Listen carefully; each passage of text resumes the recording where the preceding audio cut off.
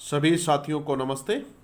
दोस्तों, हम the Hindu newspaper के माध्यम से इंग्लिश सीखने का प्रयास करते हैं और ये आप सब लोगों के सामने आज का द हिंदू है।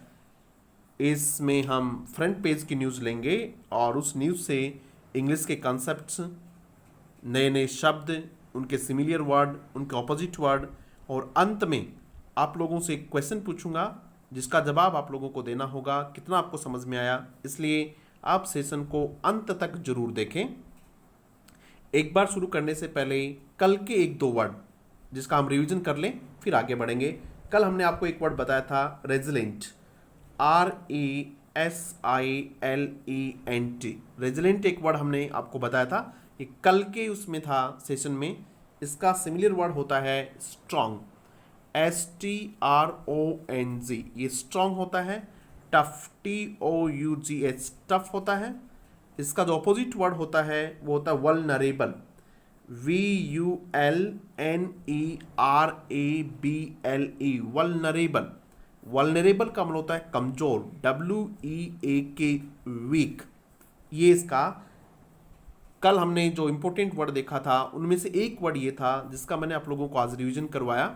और भी बहुत सारे वर्ड थे, वो आप चाहें तो कल के वीडियो में जाके देख सकते हैं, कल के सेशन में जाके देख सकते हैं। आज का अब शुरू करते हैं। ये है इसके फ्रंट पेज की न्यूज़।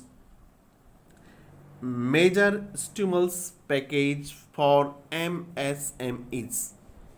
सबसे पहले हम इस वर्ड को देखते हैं, मेजर। मेजर का मतलब होता है महत्वपूर्ण, मुख्य, उसको मेजर कहते हैं। मेजर के सिमिलियर वर्ड हम लिखते हैं important, IMPORTANT। Important word major के लिए काम में लिया जाता है। उसके लिए वेरी लार्ज एक वर्ड होता है, बहुत बड़ा, जिसको आप लोग कहते हैं मुख्य, वेरी लार्ज, LARG। ये भी इसका सिमिलर वर्ड होता है। एक चीफ, मुख्य, CHIEF, चीफ, ये भी इसका सिमिलर वर्ड होता है। एक वाइटल, VITAL, वाइटल, ये भी इसका सिमिलर वर्ड होता है। एक क्रूशल, CRUCIAL, क्रूशल, ये भी इसका इंपॉर्टेंट, क्रूशल, वाइटल। ये सारे के सारे वर्ड किसके हैं? मेजर के सिमिलर वर्ड हैं, जिनको आप मुख्य कह सकते हैं, महत्वपूर्ण कह सकते हैं या मुख्य कह सकते हैं। बहुत विशेष जो होता है उसके लिए ये सब शब्द काम में लिए जाते हैं।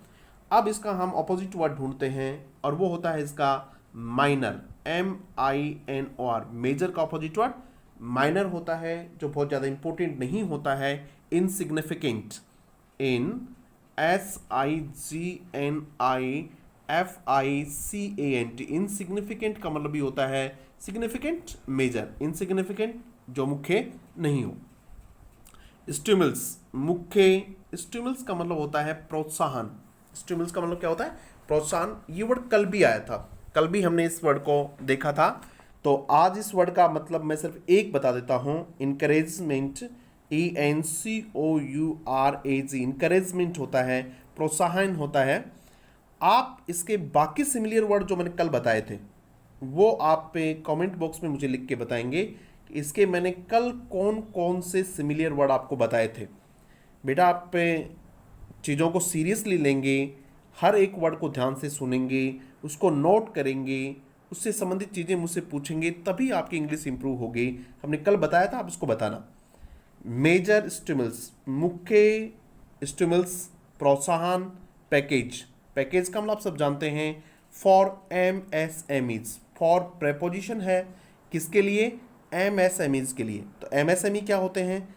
MSME उद्योगों का एक प्रकार होता है और उसको कहते हैं आप लोग micro, MICRO, micro, small, SMALL, micro, small and medium, micro, small and medium, सूक्ष्म, लघु और मध्यम। ई से इंटरप्राइज होता है उद्योग, यानी छोटे उद्योगों के लिए, छोटे, सूक्ष्म और मध्यम उद्योगों के लिए एक महत्वपूर्ण प्रोत्साहन पैकेज दिया गया है। अब इसमें इंपॉर्टेंट बात यह है कि जब इस तरीके से एब्रीविएशंस होती हैं तब उनका प्लूरल बनाया जाता है, तो इस तरह से बना दिया जाता है, लास्ट में इस तरह से एस उसके साथ जोड़ दिया जाता है। तो ये चीज़ थी हमारी पहली। अब आगे हम देखते हैं TDS। TDS का मतलब होता है, ये टैक्स के प्रकार होते हैं। TDS, tax deduction at resource, TCS, tax collection at resource. तो थोड़े से टैक्स से संबंधित वर्ड हैं, हो सकता है आपको कम समझ में आते हों, लेकिन आप ये समझ लें TDS, TCS, रेट्स, रेट्स दर होती हैं, उनकी जो दर है कट बाई, उनको कम किया गया है। कट का मतलब रिड्यूस, REDUC, रिड्यूस का मतलब क्या क्या है, उनको कम किया गया है, उनको डिडक्ट किया गया है बाई 20%। कितने अंतर से? 25% के अंतर से। बाई जो प्रपोजिशन है, ये बाई प्रपोजिशन, इसका प्रयोग किया गया है अंतर बताने के लिए, मार्जिन बताने के लिए। क्या बताने के लिए? मार्जिन बताने के लिए इसका प्रयोग किया गया है। TDS, TCS rates cut by 25% for next year. अगली साल के लिए इन दोनों के जो दर थी, TDS और TCS की, उन दर को 25% तक कम कर दिया गया है। आगे देखिएगा, PF payments, PF provident fund होता है। PF का मतलब होता है प्रोविडेंट फंड, भविष्य निधि, इसको कहते हैं भविष्य निधि। आज हमारे पास इस प्रकार के बहुत सारे वर्ड मिलेंगे जो इकोनॉमिक्स से संबंधित हैं। PF प्रोविडेंट फंड, जिसको भविष्य निधि कहते हैं, provident fund. PF payments reduced, reduced वही कम करना। अभी थोड़ी देर पहले इसके लिए एक वर्ड आया था कट, रिड्यूस्ड फ्रॉम कितने से? 12% to 10%। जो PF के पेमेंट थे, भविष्य निधि के जो पेमेंट हैं, भविष्य निधि ये होती है जो सरकारी कर्मचारी होते हैं, उनको रिटायरमेंट के लिए कुछ पैसा अपना सरकार को जमा कराना होता है, वो PF होता है। तो उसको कम कर दिया गया है, कहाँ से? 12% to 10%, 12% से 10% फॉर 3 मंथ्स। कितने महीनों के लिए? 3 महीनों के लिए। इससे क्या फ़ायदा होगा भाई? जब कर्मचारी को सरकार को कम पैसे देने होंगे तो उसके पास अभी ठीक पैसे आ जाएंगे, तो वो अपना खर्च कर पाएगा। इसलिए इसको थोड़े समय के लिए क्या कर दिया गया है? कम कर दिया गया है। अब हम देखते हैं इसमें ग्रामर के कौन कौन से पॉइंट हैं। वर्ड ऐसा कुछ नहीं है जो आपको समझाना चाहिए। ग्रामर का पहला बिंदु ये है कि बाई प्रपोजिशन का प्रयोग समझा जाना चाहिए। बाई का प्रयोग करते हैं अंतर बताने के लिए। जिस तरीके से हम कहते हैं कि वी वन, पहले भी मैंने कई बार बताया, वी वन द मैच, हमने मैच जीता बाई 25 रन्स। कितने रन से?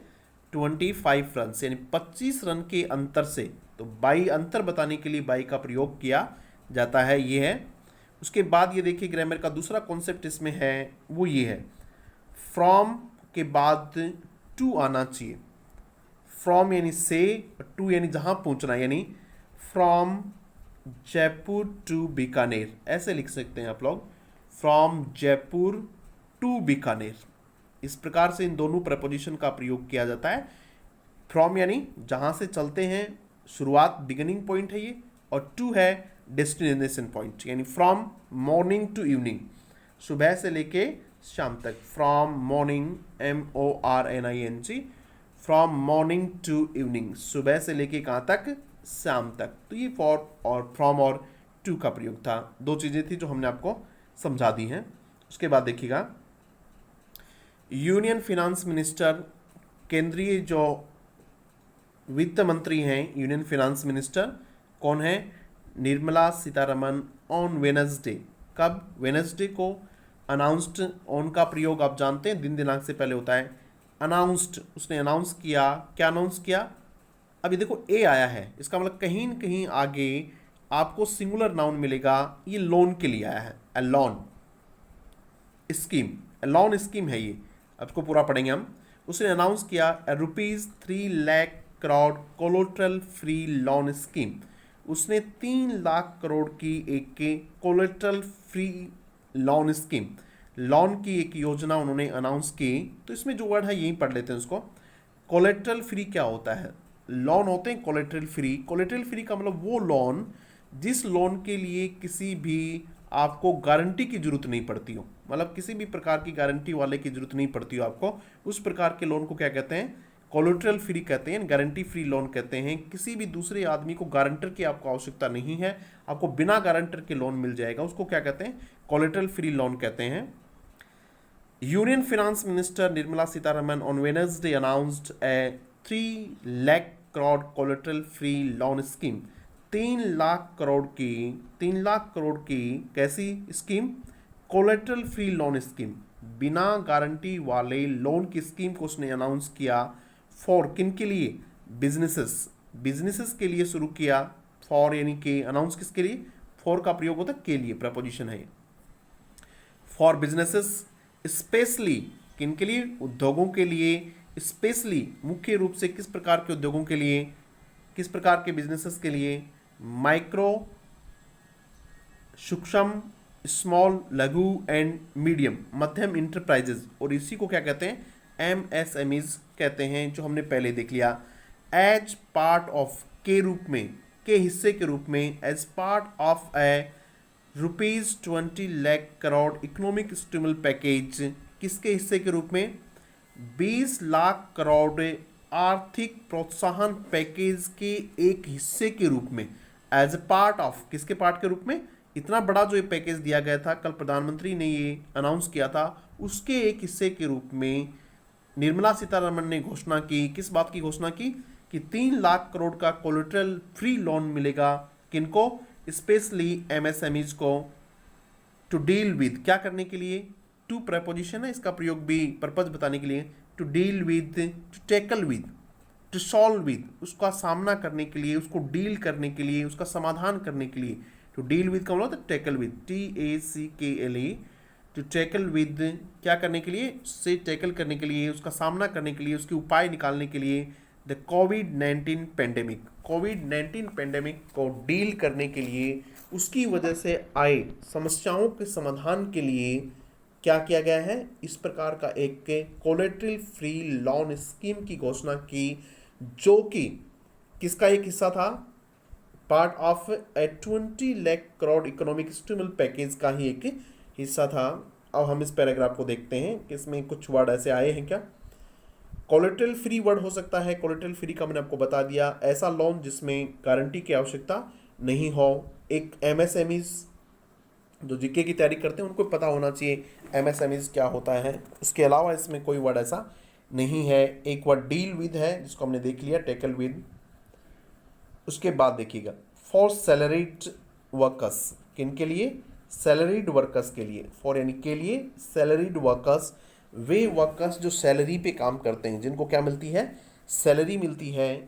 एंड टैक्स पेयर्स, और कौन, टैक्स पेयर जो टैक्स चुकाते हैं। सम रिलीफ वॉज, कुछ रिलीफ उनको भी मिली है, कुछ छूट उनको भी मिली है। वॉज प्रोवाइडेड, प्रोवाइडेड का मतलब गिवन, उनको भी कुछ छूट दी गई है। इन द फॉर्म ऑफ, के रूप में, इन द फॉर्म ऑफ का मतलब होता है के रूप में, in the form of N extended deadline, बढ़ी हुई डेडलाइन। डेडलाइन का मतलब किसी चीज़ की जो अंत की लाइन होती है, यहाँ तक आपको काम करना है, उसको डेडलाइन कहते हैं। ऑफ एन एक्सटेंडेड, एक्सटेंडेड का मतलब बढ़ी हुई, उनके लिए क्या छूट दी गई भी, कि बढ़ा दी गई है डेडलाइन को, किसके लिए, for income tax returns. Income tax returns की जो डेडलाइन थी, उस डेडलाइन को उन लोगों ने क्या कर दिया है, बढ़ा दी है। और इस बढ़ाई हुई डेडलाइन के रूप में, किसके लिए, इनकम टैक्स रिटर्न के लिए जो डेडलाइन थी उसको बढ़ा दी गई। इस रूप में सैलरीड वर्कर्स और टैक्स पेयर्स को भी क्या मिली है, छूट मिली है। आप ध्यान से पढ़िएगा। कंप्रेहेंशन के लिए आज से मैं आप लोगों को अंत में एक क्वेश्चन भी बताऊंगा। उस क्वेश्चन का आंसर आपको नीचे कमेंट बॉक्स में देना है कि आप उस क्वेश्चन को समझ पाए या नहीं समझ पाए, आप पैराग्राफ को समझ पाए या नहीं समझ पाए। देखिए, न्यूज़पेपर पढ़ने के 3-4 कारण होते हैं।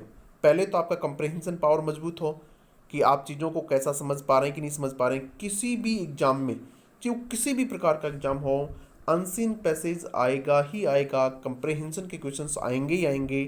फिर उससे संबंधित वर्ड पावर और उसके बाद में ग्रामर सीखना, यही सब चीज़ें हम करते हैं।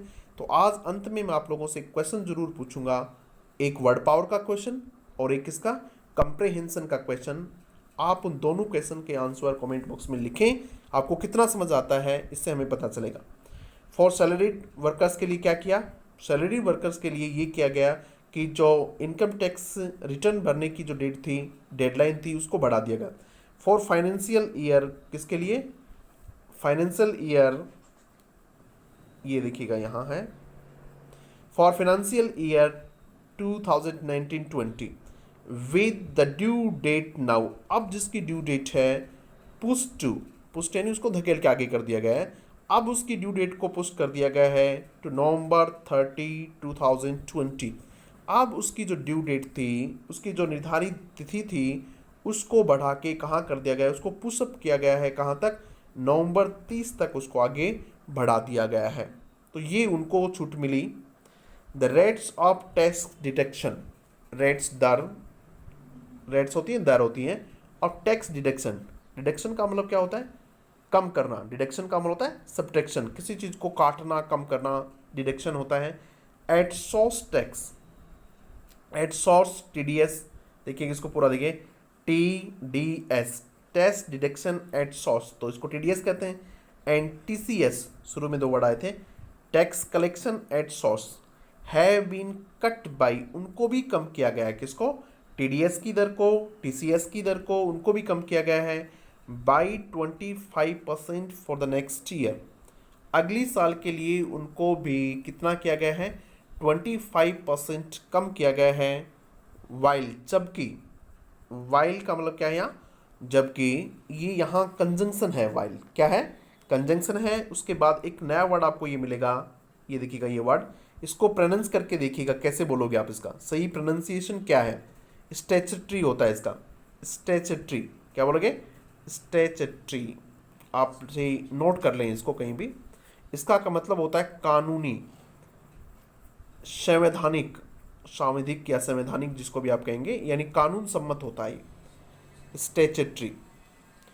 वाइल स्टैच्यूटरी प्रोविडेंट फंड वही है जो नियमानुसार प्रोविडेंट फंड, पीएफ जो था भविष्य निधि, पेमेंट्स हैव बीन रिड्यूस्ड, उसको भी रिड्यूस किया गया है, कम किया गया है, फ्रॉम 12% टू 10%, 12% से उसको कितना कर दिया गया है, 10% कर दिया गया है। फॉर बॉथ, किन के लिए, बॉथ यानी दो, आप बताएगा आगे, एम्प्लॉयर्स एंड एम्प्लॉयज़, एम्प्लॉयर्स जो एम्प्लॉयमेंट देते हैं, रोजगार देने वाले, और एम्प्लॉयज़ जो काम करते हैं, यानी काम देने वाले और काम करने वाले, यानी जो उद्योगपति जो लोग हैं उनको भी, और जो मजदूर काम करने वाले उनको भी, या फिर उनके यहाँ जो काम करते हैं उन दोनों के लिए क्या कर दिया गया है, पीएफ की जो दर थी, रेट थी, उसको रिड्यूस कर दिया गया है, उसको कम कर दिया गया है, कहाँ से, 12% से कहाँ कर दिया गया है, 10% कर दिया गया है, कहाँ, फॉर द नेक्स्ट 3 मंथ्स, अगले 3 महीने के लिए उसको क्या कर दिया गया है, कम कर दिया गया है। आगे देखते हैं, NBFCs गेट अटेंशन, मैंने आपको पहले थोड़ी देर पहले बताया, MSMEs उसका प्लूरल बनाया था हमने, MSME इसका प्लूरल बनाया था, तो आपने इस तरीके से लिख दिया इसका आगे। अब किसका प्लूरल बनाना है, NBFC इसका प्लूरल बनाना है, तो इसको भी हमने क्या लिखा, यहाँ हमने लिख दिया इसका प्लूरल, क्या लिख दिया इसका, इस तरीके से इसका प्लूरल यहाँ लिख दिया है, ठीक है। NBFCs गेट अटेंशन, उनका भी ध्यान दिया गया है, यानी उनको भी ध्यान में रखा गया है। गेट यानी प्राप्त करते हैं, अटेंशन यानी ध्यान, यानी वो भी ध्यान प्राप्त करते हैं, उनका भी ध्यान रखा गया है। अपार्ट फ्रॉम, अपार्ट फ्रॉम का मतलब के अतिरिक्त, in addition to, in ADDITION, in addition to, apart from का मतलब होता है in addition to, apart from का मतलब क्या होता है, इन एडिशन टू, के अतिरिक्त, किसके अतिरिक्त, MSMEs के अतिरिक्त, अदर स्ट्रेस्ड बिजनेस, बाकी दूसरे बिजनेस सेक्टर्स भी, स्ट्रेस का मतलब है तनाव युक्त, जो फाइनेंशियल क्राइसिस में है, जो आर्थिक तंगी में है, उनको स्ट्रेस कहा गया है। अदर स्ट्रेस्ड बिजनेस सेक्टर्स, बाकी जो तंग हालत के जो बिजनेस सेक्टर्स हैं, विच गॉट अटेंशन जिन्होंने ध्यान पाया है, देखो विच जो है ये किसके लिए है, सेक्टर्स के लिए है, तो ये वर्ब भी किसके लिए आएगा, सेक्टर्स के लिए भी। विच गॉट अटेंशन वर्ब जो है वो कौन कौन है, non banking, non banking finance companies, इसमें ये कहा गया है कि MSMEs के अलावा बाकी जो तंग हालात के जो बिजनेसेस हैं जिन्होंने सरकार का ध्यान आकर्षित किया गया है, वे कौन हैं, वे हैं नॉन बैंकिंग फाइनेंस कंपनीज, ये हैं NBFCs, power distribution companies, power supply वाली कंपनी जो है, कॉन्ट्रैक्टर्स ठेकेदार जो लोग हैं, एंड रियल एस्टेट इंडस्ट्री, और कौन है, रियल एस्टेट इंडस्ट्रीज जो प्रॉपर्टी का काम करते हैं, उन लोगों को भी ध्यान में रखा गया है। उन लोगों को भी इसमें छूट देने का प्रयास किया गया है, कुछ रिलीफ उनको भी देने की प्रयास किया गया है। तो इसमें ऐसा कोई वर्ड है नहीं जिसको आपको अलग से समझाने की आवश्यकता हो। अब देखते हैं अपन इसमें। This is the first tranche TRACH, से बोला जाता है, चे नहीं होता है, tranche. This is the first tranche of the Aatmanirbhar Bharat अभियान। ये जो पूरी छूट मिल रही है किस अभियान के तहत, आत्मनिर्भर भारत अभियान के तहत है, और ये उसका फर्स्ट ट्रेंस था। फर्स्ट ट्रेंस का मतलब, इसलिए ये वर्ड नया है, इसको हम देख लेते हैं। ट्रेंस का मतलब होता है शेयर, SHARE, शेयर, हिस्सा, पार्ट, PART, पार्ट। तो ये जो अभी बताया गया है 3 लाख करोड़ का, ये उसका पहला हिस्सा है, पहला शेयर है। This is the first tranche of the Aatmanirbhar Bharat अभियान अनाउंस्ड बाई, जो किसके द्वारा अनाउंस किया गया था, announced by prime minister Narendra Modi on Tuesday. प्रधानमंत्री ने जो ट्यूसडे को अनाउंस किया था, निर्मला सीतारमन जी ने जो कल बताया, ये उसका पहला हिस्सा है। This is the first share as a 20 lakh crore economic package. कितने का, 20 लाख करोड़ का बताया था, उसका ये पहला हिस्सा है।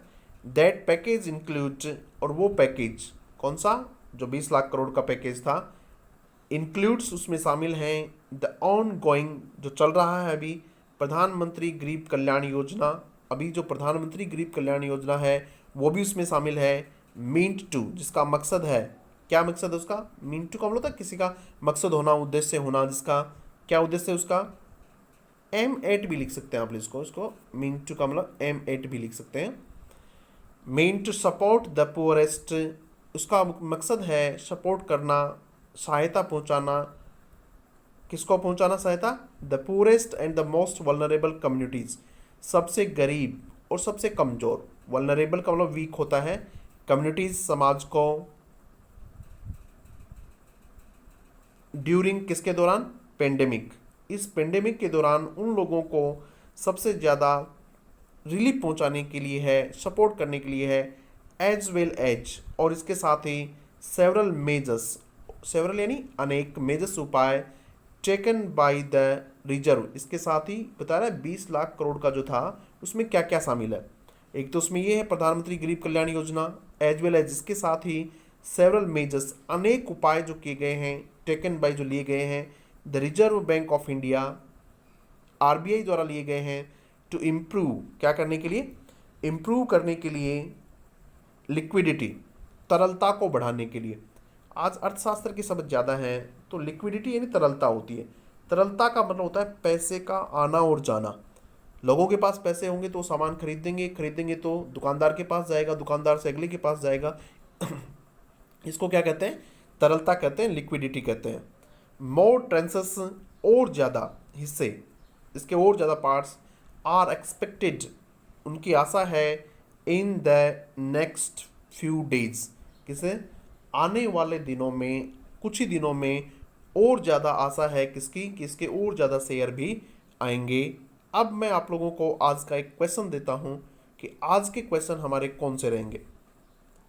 आज को आपको बताना है, ये जो वर्ड है TRANCHES,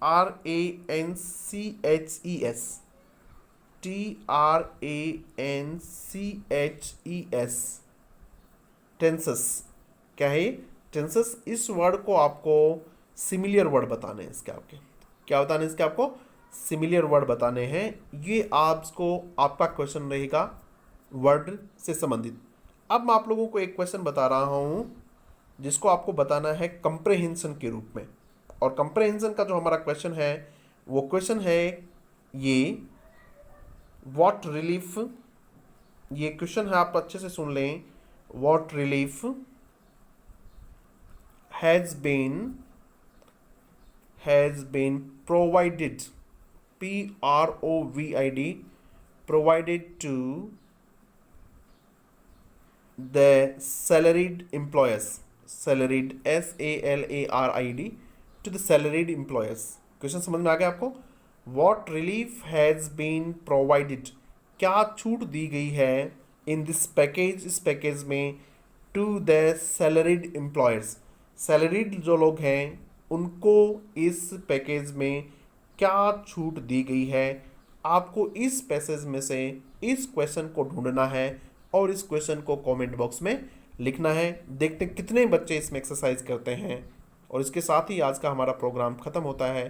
thank you very much.